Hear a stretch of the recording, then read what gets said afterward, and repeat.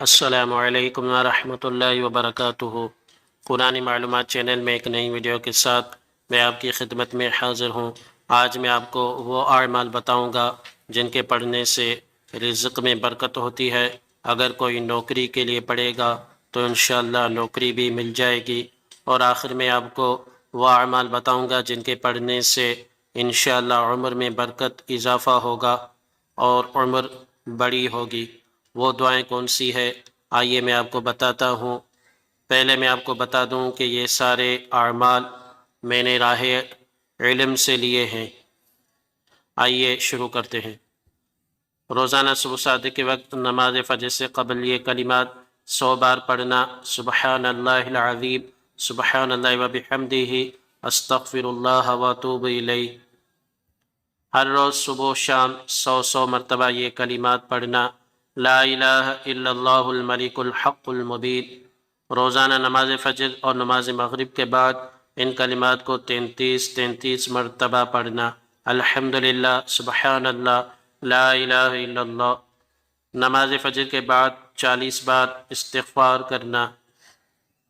ان کلمات کی کثرت کرنا: لا حول ولا قوت الا باللہ العلی العظیم۔ سرکار مدینہ صلی اللہ تعالی علیہ وآلہ وسلم پر درود شریف کی کثرت کرنا۔ جمعہ کے دن 70 مرتبہ ان کلمات کو پڑھنا: اللہم اغننی بحلالک عن حرامک واکفنی بفضلک عمن سواک۔ ان کلمات کو ہر روز صبح و شام پڑھنا: انت اللہ العزیز الحکیم، انت اللہ الملک القدوس، انت اللہ الحلیم الکریم، انت اللہ خالق الخیر والشر، انت اللہ خالق الجنة والنار، عالم الغیب والشہادہ، عالم السر واخفى، انت اللہ الکبیر المتعال، انت اللہ خالق کل شیء والیہ یعود کل شیء، انت اللہ دیان یوم الدین لم تزل ولا تزال، انت اللہ لا الہ الا انت، انت اللہ الاحد الصمد، لم یلد ولم یولد ولم یکن له کفوا احد، انت اللہ لا الہ الا انت الرحمن الرحیم، انت اللہ لا الہ الا انت الملک القدوس السلام المؤمن المہیمن العزیز الجبار المتکبر، لا الہ الا انت الخالق البارئ المصور له الاسماء الحسنى یسبح له ما في السماوات والارض وهو العزیز الحکیم۔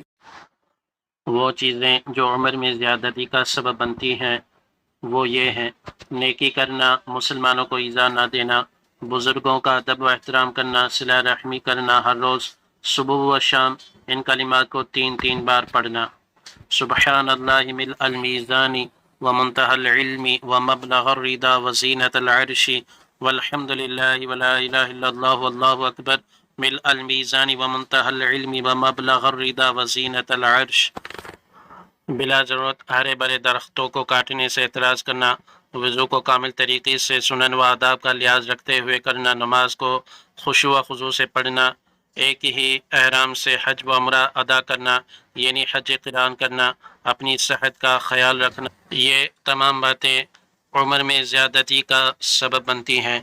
آپ کو یہ ویڈیو کیسی لگی؟ ویڈیو کے بارے میں کمنٹ میں ضرور بتائیے گا۔ میرے چینل پر نئے ہیں تو چینل سبسکرائب کیجئے۔ دیکھتے رہیے قرآنی معلومات چینل۔ Thanks for watching. اللہ حافظ۔